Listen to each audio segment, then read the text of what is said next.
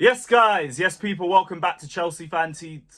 Yeah, no, it's my channel. It's my channel. Sorry, guys. I'm too used to doing this on Chelsea Fan TV. But, as you guys can tell, we are here, back on the channel for another video during this relatively peaceful international break. Now, we're wheeling back 5 things we learned. Just for this show, just for today, because I want to talk about everything that we've learnt from the first 3 games on the Maresca'S. Or do we say 5 at the Conference League? Nah, I'll be so real. I ain't taking none of those Conference League games seriously. Like I was told before the Savić games, we haven't qualified yet. So, those games don't count. I don't care. I don't care. Let me know when the competition becomes serious, and then I'll start assessing it seriously. For now, we are going to discuss 5 things we learnt from Maresca'S first 3 games. Now, obviously, I usually just do news topics on the channel, but there's not really been anything to talk about in terms of news except Gallagher coming out with some quotes about his time at Chelsea, and oh my goodness, talk about waffle. This man said he don't think it's true that he doesn't fit Maresca'S system. Sure, because you're so good in possession. Sure thing. And he thinks he had a good season under Poch. I'm so glad we got rid of him if this is the tired and sad mentality that this brother has. Because good season? No. Barely a progressive season by your standards. Like, all the good off-the-ball attributes and everything you have, I'm not taking it away from you. On the ball, you stink. And there is a reason why we don't believe you suit Maresca'S system. But you could have signed the contract and maybe proven yourself for a year, but didn't want to do that. Which is why I'm also not hearing the waffle about him saying he believes he could have proven something if he got given the opportunity to stay. Like, no. You got offered 2 contracts, you rejected both of them, they both had a pay rise. And for people who want to say, yeah, but it was just to retain his value. I mean, duh. He's got a year left on his contract. Of course you want to retain his value. That doesn't mean he wasn't going to get given a chance either. Like, 2 things can be correct, people. They offered him the contract to retain his value, as well as giving him another year to prove himself under Maresca. Because if we re-sign Gallagher, Felix doesn't sign. Suddenly there's a little bit more room in the squad. Critical thinking, innit? But everything that people don't want to believe in is fake. Especially when it comes from Ornstein. But if he tells you a big transfer update, everyone's going to believe him then. Is what it is. Is what it is. But rant over, tangent over. I did want to get that off my chest quickly. 5 things we learnt from Maresca'S first 3 games in the Premier League. The first thing I wanted to talk about is transitional play, because there's positives and negatives to both of it. Going forward, we are dangerous in transition. Very, very dangerous. The likes of Noni, the likes of Palmer, the likes of Jackson, when they're bursting forward, like, there is a lot of danger for defenses. As we've seen in the Wolves game, as we saw in the Crystal Palace game. Transitional defending, though. Oh, dear. From a midfield and from a defensive perspective, leaves a lot to be desired. I've noticed that we always seem to give up space on the wings in transition.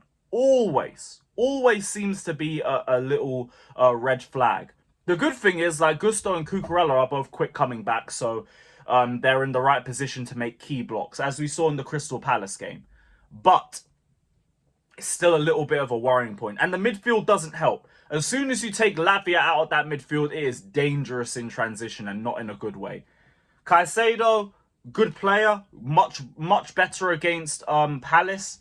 In the Wolves game, probably our worst player in the first half. Probably. The amount of giveaways and times he was caught out of position was very alarming. Now, I want to put that down to them still trying to understand the system. Obviously, we'll have a better idea of how big of a problem it is over the coming months. But as of now, we're good attacking in transition. We're not so good defending in transition. Things to improve on. Things to improve on. The second point. Enzo. Enzo high up the pitch.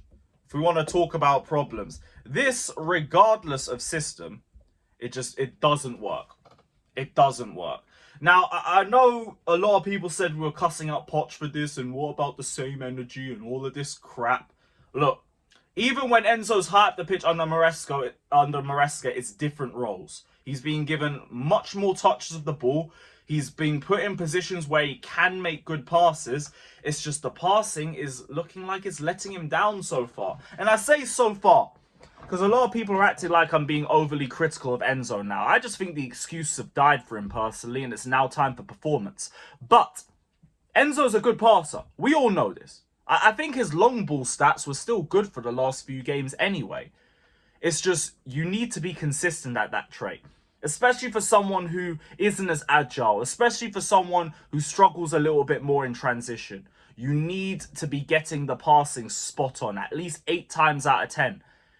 And I don't think he's been doing that over the last few games. And that's where my problem is. Now, he might be able to improve higher up on the pitch if he just improves the consistency of his passing. But ideally, you'd rather him playing deeper anyway. It's just when Lavia's fit, I'd rather have Lavia and Caicedo back there. And then you kind of either have to push Enzo further forward or you have to just push him out of the starting 11. So, with that in mind, the Bournemouth game is going to be massive for Enzo. If he cannot perform in that game, problems. And uncomfortable conversations for Maresca too. Because now you're going to have to start making decisions. Like, first 3 games have not been good enough, but the international break is here and like 1 win, 1 draw, 1 loss, whatever.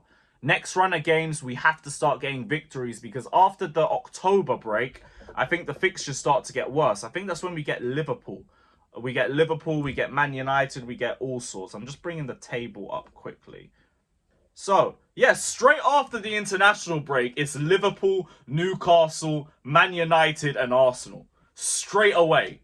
So we cannot fumble the next 4 games. Because we're not going to get given a lot of opportunities after that. So if Enzo is not having a good game against Bournemouth, hook him. Hook him. It's as simple as that. Third point. Low blocks. Low blocks. I think we got our first real test about how we're going to handle a low block in the Crystal Palace game. And personally, I think we failed that test. We massively failed that test. Now, this has been a problem with Maresca. This has been a problem with Chelsea. We've been complaining about low blocks since like 2017 under Antonio Conte. So we've had this problem for a long time. Maresca had that issue at Leicester, but he also had poor forwards who were very, very wasteful with their chances. Part of the reason why they dropped that massive lead that they had in the first half of the season in the Championship. So that's going to be a really big point for us in the next few games because we're playing West Ham, who I kind of expect to be a bit more pragmatic when we face them. Nottingham Forest, you know exactly what you're going to get when you play Nottingham Forest. Brighton, Bournemouth might be a couple more open games to deal with. But West Ham and Forest, keep an eye out for them too because time will tell how big of an issue this is going to be for us this season. And for me, it's probably going to be a problem just by default because we've struggled with low blocks so many times. You can see the difference. Like, Crystal Palace was an amazing example. First off, transitional play. Space to operate with. Noni's cooking. Palmer's cooking. Jackson's cooking. It's brilliant. Second half, they get the equaliser. They drop back. Noni's struggling. Palmer's dropping a bit more deep to collect the ball and get involved in play. Jackson, chances are a bit more few and far between for him. Maybe a Sancho helps. Maybe a Felix helps. But Felix's cameo wasn't really great either. Have to see. We'll have to see. Fourth point.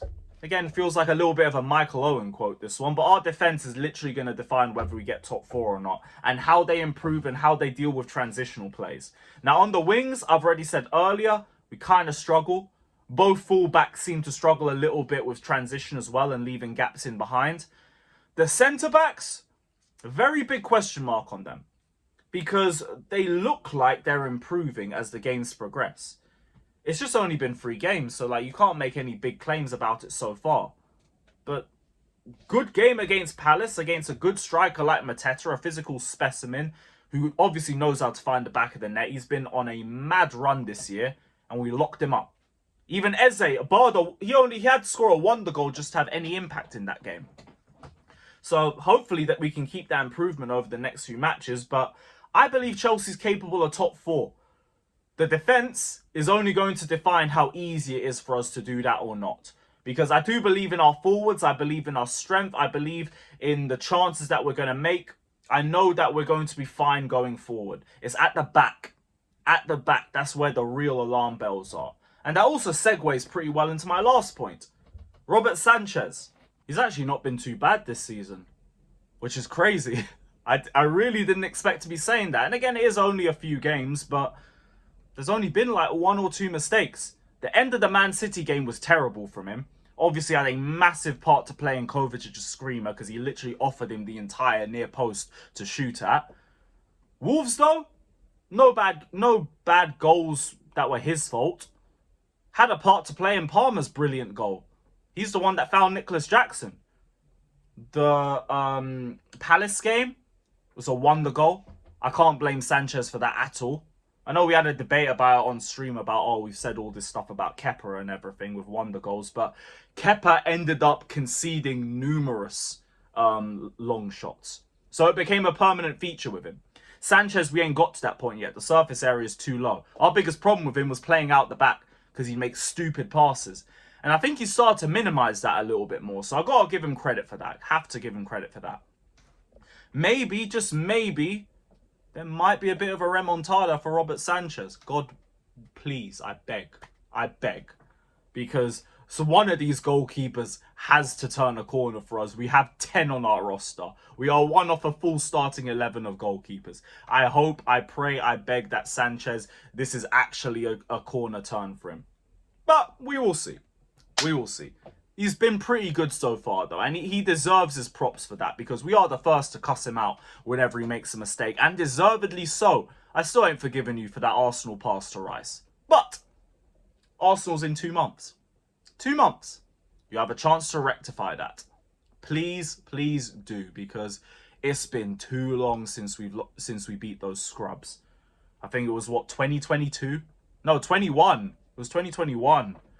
Oh my goodness. I remember back in the day and everything, Arsenal went years without scoring a goal against us. Now we've gone years without beating them. Things have to change. But we'll see what happens. We'll see what happens. Big up to everybody that's locked in. Let me know your thoughts down in the comment section below. We will be back tomorrow for the Ireland versus England watch along. Can't wait for that one. It's going to be so heated. And we'll see you guys then. Big up to everybody. Hit the like, subscribe. Up the Chelsea. Up the Chelsea.